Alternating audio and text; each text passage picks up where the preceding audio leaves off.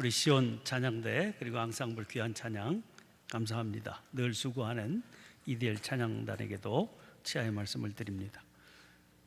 한 친구가 자기가 재미있게 들었던 영어 조크 하나를 소개해 주었습니다. 주일 예배를 앞둔 시간이었다고 그럽니다. 예배 영접위원 한 사람이 처음 온 듯한 나이 드신 부인을 발견하고 다가가서 물었습니다. 저희 교회 처음 오셨나요? 예, 부인이 대답했습니다. 그러자 이분이 부인을 본당 안으로 모시고 들어가서 편한 자리에 앉으십시오. 잘 안내를 했습니다. 그러자 그는 그 부인이 말했습니다. 감사합니다. 저 맨 앞자리에 가서 앉겠습니다. 그러니까 이 안내위원이 갑자기 그 부인의 앞을 가로막아서면서 말했습니다. 저희 목사님은 설교가 지루해서 많은 사람들이 설교 도중에 잡니다. 주무시기 편한 자리에 앉으시는 게 좋을 텐데요. 그러니까 이번에는 그 부인이 영접위원에게 물었습니다. 제가 누구인지 아세요? 아니요, 모르는데요. 제가 오늘 설교할 이 교회 목사의 어머니입니다. 잠시 침묵이 흘렀습니다. 그리고 이번에는 그 영접위원이 부인에게 되물었습니다. 제가 누구인지 아시나요? 아니요, 모릅니다. 안내위원이 안도의 한숨을 내쉬면서 말했습니다. 천만다행입니다. 세상을 살다 보면 사람들이 나를 알아봐 주기를 기대하는 경우가 있습니다. 이런 마음을 현시 욕구라고 합니다. 흔히 들을 수 있는 내가 누군지 알아? 또는 나한테 어떻게 이럴 수 있어? 이런 말을 하는 사람들은 현시 욕구가 큰 사람들이죠. 연예인들을 인기를 먹고 산다고 그럽니다. 그분들은 이 욕구가 누구보다도 큰 사람들이다, 그렇게 말할 수 있을 겁니다. 이 연예인들 여럿이 한 자리에 같이 서 있는데 사람들이 그 중에 한 사람에게만 줄을 서서 사인해 달라고 한다고 생각해 보세요. 그 자리에 같이 있던 연예인들은 마음에 큰 상처를 입게 될 겁니다. 그러나 이 욕구는 지불해야 될 대가가 상당히 큰 욕구입니다. 몇 년 전에 점심을 먹으러 어떤 식당에 갔습니다. 맛집이라고 좀 알려지기는 했지만 그저 보통의 평범한 식당입니다. 식탁에 앉으니까 묻지도 않았는데 거기서 일하는 종업원이 알려줍니다. 누구 이름을 대면서 유명한 탤런트 누가 지금 와 있다는 겁니다. 연세가 높은 남자 탤런트였습니다. 알려준 그쪽을 보니까 방으로 막혀서 꾸며진 곳이라서 그 탤런트는 보이지도 않았습니다. 그러나 그 방 앞에 웬 남자 둘이 지키듯 서 있는 것이 조금 색달라 보였습니다. 얼마 후에 그 방에서 사람들이 나왔는데 탤런트로 보이는 그분을 방 앞에서 기다리고 있던 남자들이 둘러싸고 황급히 나가고 있었습니다. 그 장면을 보면서 그분이 일상에서 짊어지고 살아야 되는 그 불편함의 무게가 느껴졌습니다. 사람들이 알아보지 못하게 되면 그 사실을 받아들이기가 심히 괴롭겠지요. 그러나 보는 사람들마다 자기를 알아보는 건 또 얼마나 살기가 힘든 일이겠습니까? 그래서 현시 욕구는 양가 감정입니다. 누군가가 자기를 알아봐 주었으면 하는 바람도 있지만 정반대로 사람들 시선에서 좀 자유롭고도 싶은 그런 마음이 동시에 자리 잡고 있기 때문입니다. 그런데 제가 목사이기 때문이겠지요. 아까 소개해드린 조크는 그저 조크에 불과할 텐데도 저에게는 그 조크의 무대가 하필이면 교회였다고 하는 사실이 보이더라고요. 사람들은 왜 교회에 오겠습니까? 복잡하고 힘든 세상에서 어렵게 살다가 지친 마음의 위로와 평안을 얻기 위해서다. 아마 이런 대답이 제일 많지 않을까 싶습니다. 그렇게 위로와 평안을 얻기 위해서는 누군가가 자기를 알아봐 주기를 바랄 겁니다. 사실 그래서 영접위원이 필요한 거죠. 예배당에 왔는데 누구 한 사람 거들떠 보지도 않습니다. 낯선 사람들이 가득 앉아있는 예배당 뒤에서 도대체 어디에 앉아야 되지? 두리번거리면서 앉을 자리를 찾아야 된다 생각해 보세요. 얼마나 마음이 당황스럽고 또 힘들겠습니까? 그러나 문제가 있습니다. 교회는 극장과 다르기 때문입니다. 극장은 아예 지정된 좌석이 있습니다. 그 좌석은 돈을 내고 일정한 시간 동안은 당당히 차지할 수 있는 그런 권리가 확보된 자리입니다. 게다가 안내하는 직원이 있지요. 그 자리까지 편리하게 안내해 줍니다. 일단 자리에 앉고 나면 어둠이 쫙 깔립니다. 누구도 신경 쓸 필요가 없이 관람을 하기만 하면 되는 겁니다. 그런데 교회는 어떤가요? 교회는 기본적으로 공동체입니다. 공동체의 생명은 연대감입니다. 아까 많은 분들이 복잡하고 힘든 세상에서 어렵게 살다가 지친 마음의 위로와 평안을 얻기 위해서 주일 예배에 참석할 것이다, 그렇게 말씀을 드렸지요. 그러나 그 교회가 줄 수 있는 위로와 평안은 극장에서 누릴 수 있는 그것과는 근본적으로 다른 겁니다. 그 위로와 평안은 자기를 열어젖히지 않으면 결코 찾을 수도 없고 누릴 수도 없는 것이기 때문입니다.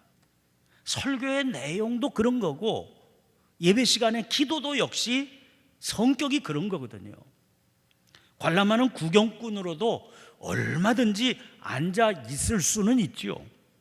그러나 구경꾼은 아무리 시간이 흘러도 여전히 구경꾼일 뿐입니다. 구경꾼 노릇만 해서는 공동체의 구성원, 공동체의 일원이 될 수가 없는 겁니다. 자기를 열어서 이웃을 받아들이지 않으면 그 공동체가 주는 위로와 평안은 기대하기가 어렵습니다. 그런 점에서 교회는 가정과 흡사합니다. 가정, 홈은 건물로 된 이 집, 하우스가 아닙니다. 가정은 가족들이 함께 이루어가는 공동체이기 때문입니다. 그래서 한 공간에 머물러 산다고 우리는 그것을 가정이라고 부르지는 않는 겁니다. 우리 교회는 대학가의 자리를 잡고 있지요. 그래서 둘러보면 주변에 흔한 게 원룸입니다. 한 건물에 많은 방들이 있습니다. 그 방마다 사람들이 삽니다. 거기 거주하는 분들은 이 건물에 들어가면, 집에 들어가면 자기 방문을 닫아 겁니다. 마치 어두운 극장에서 자기 자리를 찾아가서 앉은 관객과 같습니다. 그 건물을 누가 가정이라고 그러겠습니까? 그런데 그분들 가운데 서울로 유학을 온 학생이 있다고 생각해 보세요. 고향집에 다른 가족들이 있습니다. 공부 때문에 어쩔 수 없이 그 가족들과 떨어져 삽니다. 일상을 함께 할 수가 없습니다. 어쩌다가 오랜만에 스치듯 얼굴을 볼 수 있을 뿐입니다. 그렇게 가족들과 떨어져 살지만 가정은 있습니다. 함께하는 생활은 거의 없지만 자기 삶을 얼마든지 열어젖힐 수 있습니다. 거기에서 흘러나오는 특별한 유대감이 있습니다. 그 유대감 때문에 거리와 상관없이 가정이 주는 위로와 평안을 얻고 누릴 수 있는 겁니다. 가정이 주는 유대감이라고 하는 것은 핏줄이 주는 겁니다. 물론 남편과 아내는 남남이었습니다. 그런데 사랑으로 맺어져서 둘이 아니요 한 몸이 되어서 벌거벗었으나 부끄러워하지 아니하는 관계가 됐습니다. 이 둘 사이에 자녀가 태어납니다. 그러면 부모와 자녀 관계가 형성이 되는데 이 관계는 자기가 선택한 것이 아니라 하늘이 맺어주는 운명적인 관계입니다. 그래서 우리는 천륜이라고 하는 말을 쓰게 됩니다. 피는 물보다 진하다, 그런 말이 있지만 어디 물뿐이겠습니까? 피의 유대감보다 진한 걸 찾아보기가 쉽지 않을 겁니다. 오늘이 5월의 마지막 주일입니다. 5월을 가정의 달이라고 그러지요. 5일이 어린이날이고 8일은 어버이날입니다. 성년의 날도 5월에 있습니다. 17일입니다. 부부의 날도 있는 거 아시는지 모르겠습니다. 21일이 부부의 날입니다. 지난 2003년 12월에 국회에서 부부의 날 국가 기념일 지정에 관한 청원이 통과되었습니다. 그래서 2004년도부터 우리나라의 공식 기념일이 됐습니다. 왜 하필이면 21일일까요? 다 뜻이 있습니다. 두 사람이 하나가 된 날이다. 그래서 부부가 두 사람이 아니라 하나가 된 것이라고 하는 의미를 담기 위해서 21일로 정했다는 겁니다. 이렇게 가족 구성원과 관련된 날들이 많아진 것은 물론 가정의 소중한 가치를 기억하기 위해서입니다. 사실 가정의 소중한 가치야 논리적으로 구구하게 설명할 필요조차 없을 겁니다. 그런데 그걸 강조하고 역설해야 되는 시대가 되었다. 이건 무슨 의미겠습니까? 그렇게 강조해야 할 만큼 소중한 가정이 지금 위기에 처해 있다. 그럼 반증이기도 합니다. 그러면 그 위기의 이유가 무엇이겠습니까? 가정이 무너지는 가장 큰 이유는 가족 구성원의 자기 중심적인 이기심입니다. 이기심은 벽입니다. 그 벽이 가정을 이루는 유대감을 파괴합니다. 결국 이기심이 뿌리가 되어서 그토록 소중한 가정을 무너뜨리게 되는 겁니다. 그런데 여기서 중요한 한 가지 사실을 더 확인할 수 있어야 됩니다. 그 이기심은 가정의 울타리를 어떻게든 지키려고 하는 마음 안에도 자리를 잡을 수 있다 하는 사실을 알아야 된다는 겁니다. 자기 가정을 굳건히 지키겠다고 하는 사람들 안에 일어날 수 있는 집단적인 이기심 때문입니다. 그 이기심은 가정을 맹목적인 우상으로 만들어버립니다. 그래서 자기 가정의 울타리는 모든 가치에 우선하는 가치가 됩니다. 결국 내 가정만 평안하고 넉넉하면 그만이다, 이런 마음이 굳게 자리를 잡게 됩니다. 그 평안함 그리고 그 넉넉함을 위해서는 다른 가정이야 희생되어도 어쩔 수 없다, 그렇게 생각합니다. 내 가정을 위해서는 다른 이웃의 아픔이나 고통, 그건 어쩔 수 없는 게 되고만 합니다. 이런 경향은 오늘의 가정을 전투적인 집단으로 변모시키고 있습니다. 그런 가정의 울타리는 아마 든든하게 세워져 있을지 모릅니다. 그러나 그런 가정에서 훈련받고 양육받은 자녀가 어떻게 이웃을 아량과 헤아림으로 사랑하며 아끼는 사람으로 자라갈 수 있겠습니까? 저만 아는 이기적인 인간이 될 뻔입니다. 그리고 자기의 유익을 위해서는 얼마든지 남을 누르고 짓밟고 살아갈 수 있는 그런 사람이 될 뻔입니다. 그런 가정들이 모여서 이루어지는 사회를 그려보세요. 무섭도록 자기중심적인 사회가 그려지지 않습니까? 자기 유익을 위해서는 파렴치한 삶을 서슴지 않는 사회가 될 겁니다. 그렇게 살면서도 도대체 뭐가 잘못된 것인지도 모르는 그런 상황이 벌어지게 될 겁니다. 자기들의 모습을 정당화하며 살아가는 삭막하고 소름 끼치는 사회가 될 겁니다. 그런 가정들이 모여서 이루어낸 국가를 생각해 보세요. 극도의 국수주의가 나라의 기본을 이루게 될 겁니다. 그런 나라는 제 나라만 잘 되면 그만이다, 그렇게 생각합니다. 자기 나라만 잘 살게 되면 다른 나라, 다른 민족은 어떻게 되어도 상관이 없다, 그런 생각이 지배하게 됩니다. 그런 생각이 온 국민들에게 진리처럼 받아들여지는 국가가 되고 말 겁니다. 문제는 가정을 지킨다는 소중한 가치가 이런 판단을 바르게 하지 못하게 만들 수 있다는 겁니다. 그런 점에서 오늘 본문 말씀은 우리에게 강력한 도전을 주고 있습니다. 오늘 본문 31절입니다. 그때에 예수의 어머니와 동생들이 와서 밖에 서서 사람을 보내어 예수를 부르니, 여기 등장하는 그때를 주목해 보시기를 바랍니다. 그때는 어떤 때를 말하는 거겠습니까? 여기 등장하는 그때를 알기 위해서는 최소한 3장의 첫 부분까지는 올라가 봐야 됩니다. 거기 보면 예수님께서 안식일에 회당에 들어가셔서 한쪽 손 마른 사람을 고쳐주십니다. 그때 그 자리에서는 사람들이 예수님을 고발하려고 하는 마음으로 주시하고 있는 상황이었습니다. 그런데 보란듯이 고쳐주시면서 사람들의 마음을 꾸짖기까지 하셨으니 일은 크게 벌어졌습니다. 3장 6절입니다. 바리새인들이 나가서 곧 헤롯 당과 함께 어떻게 하여 예수를 죽일까 의논하니라. 그러나 그 사건 때문에 따르는 사람도 많아졌습니다. 예수님은 그 중에서 자기가 원하는 자들을 부르셔서 12 제자로 삼으셨습니다. 3장 14절 15절에 제자를 세우신 목적을 이렇게 설명했습니다. 이에 12를 세우셨으니 이는 자기와 함께 있게 하시고 또 보내사 전도도 하며 귀신을 내쫓는 권능도 가지게 하려 하심이로라. 이제 주님은 그들과 더불어서 본격적인 사역을 전개하십니다.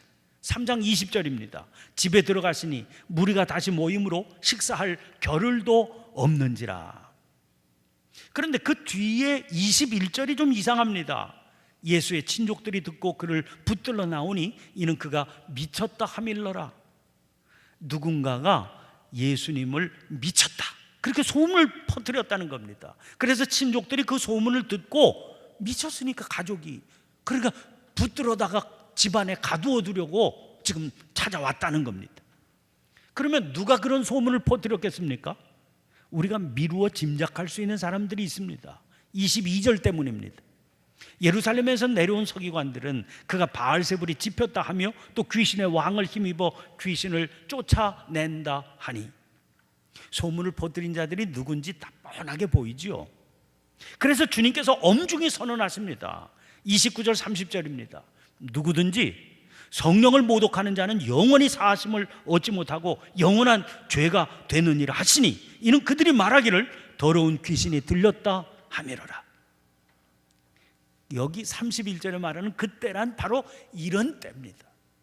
다시 본문 31절 보세요. 그때에 예수의 어머니와 동생들이 와서 밖에 서서 사람을 보내어 예수를 부르니, 예수의 어머니와 동생들에 대해서는 성경에 증언이 있습니다.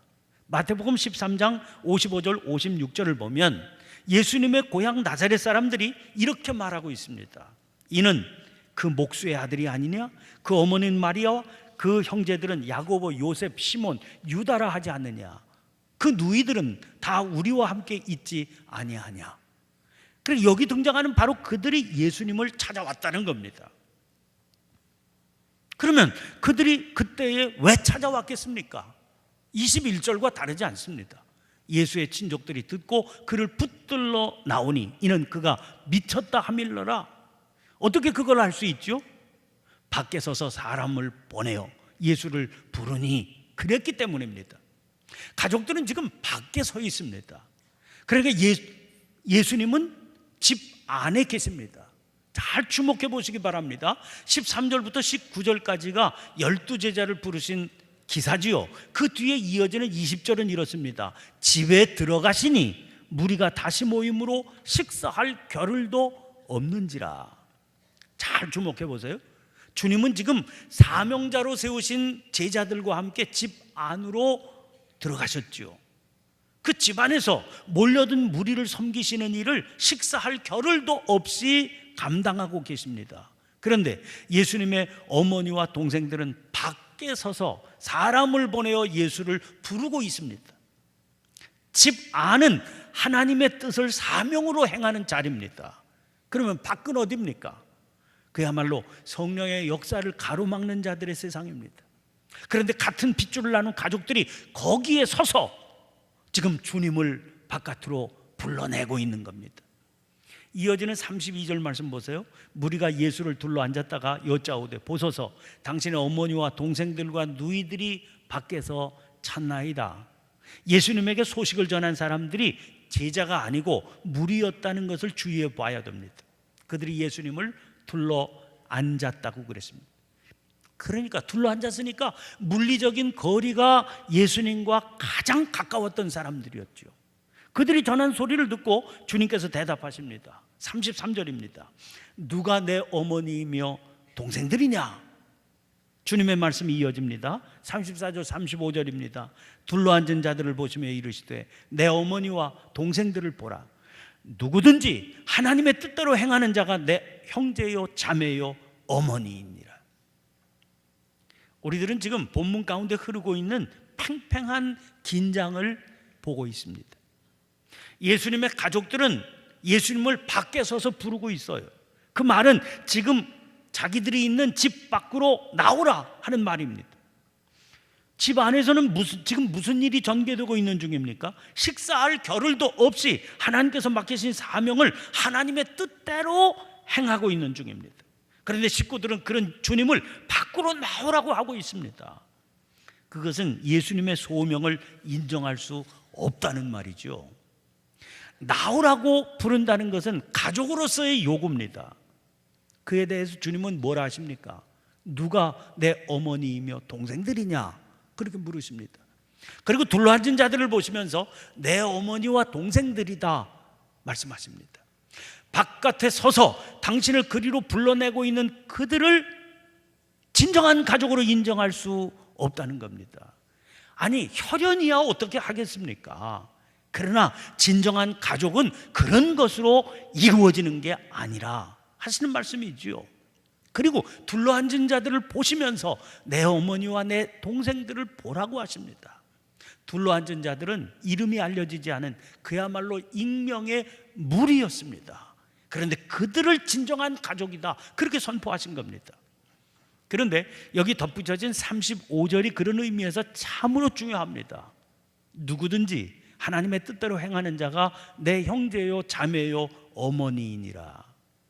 둘러앉은 자들을 보시면서 내 어머니와 동생들이라고 하셨습니다. 그러나 그것은 둘러앉아 있다는 물리적인 거리 때문이 아니라는 겁니다. 그들이 당신과 함께 하나님의 뜻대로 행하는 자이기 때문이라는 거죠. 그 말은 아무리 집안으로 들어와서 당신과 가까운 거리에 있다 할지라도 하나님의 뜻대로 행하는 자가 아니라면 가족일 수 없다는 겁니다. 12제자를 부르신 말씀이 13절부터 19절까지인데 그 마지막 19절은 이렇습니다. 또 가룟 유다니 이는 예수를 판 자더라. 12제자의 이름을 쭉 열거하면서 맨 마지막에 가룟 유다를 올리시면서 이는 예수를 판 자라고 못을 박듯 명시하고 있습니다. 그 일 때문에 가족이 될 수 없다 그런 말씀이죠. 주님의 부르심을 받았습니다. 그래서 집안으로 들어갔습니다. 가족의 명단에 올라갔습니다. 그러나 그는 예수를 판 자가 되고 말았습니다. 누가 시켜서가 아니었습니다. 스스로 자리를 박차고 밖으로 나간 거지요. 가족의 일원이 되기를 스스로 포기한 겁니다. 그러므로 사실 마지막 절 35절은 제자들을 향한 애정어린 충고가 되기도 합니다. 여긴 누구든지라고 그랬습니다. 여기는 제한이 없어요. 같은 핏줄을 가졌다는 이유만으로 특별한 관계가 이루어지는 건 아니지만 그렇다고 그게 장애가 되는 것도 아닙니다. 얼마든지 진정한 가족이 될 수 있습니다. 게다가 그들은 다른 사람들이 아니라 예수님의 어머니 그리고 예수님의 동생들입니다. 얼마나 가까운 사이입니까? 예수님을 가까이에서 누구보다도 잘 알고 이해할 수 있는 관계지요. 그러나 그들은 지금 밖에 있습니다. 그것은 집 안에 있는 이들이라고 다를 바가 없는 겁니다. 아무리 주님의 제자로 부르심을 받았고 그래서 집 안에 들어와 있다 할지라도 그 사실만 가지고는 하늘나라 가족이 될 수 없다는 겁니다. 오직 하나님의 뜻대로 행하는 자가 되는 것, 그것이 필수적인 요소입니다. 사랑하는 성도 여러분, 지금 새 정부가 들어서서 무수한 인사들이 등용이 되고 있습니다. 그 인사 정책이 지금까지는 국민들의 큰 지지를 받고 있는 것 같습니다. 지지를 받고 있는 가장 큰 이유가 순혈주의를 넘어선 인사를 행한다는 이유입니다. 순혈주의를 사전으로 찾아보니까 순수한 혈통만을 선호하는 주의, 이렇게 설명해 놓았습니다.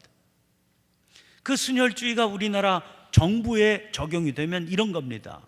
청와대 민정수석은 검찰 출신이어야 되고 외무부 장관은 외무고시를 거친 외교관 출신 중에서 등용된다, 이런 식입니다.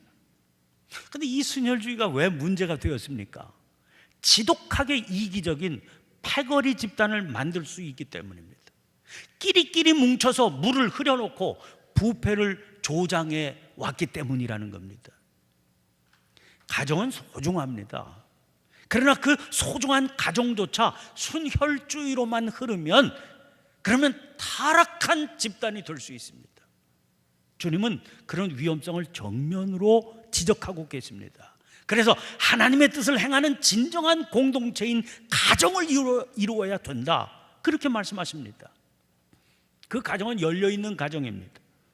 핏줄과 상관없이 누구든지 하나님의 뜻대로 행하는 자는 형제요 자매요 어머니일 수 있습니다. 지난 주일 예배 시간에 우리가 함께 교독했던 감리교 교리적 선언 7조는 이렇게 되어 있습니다.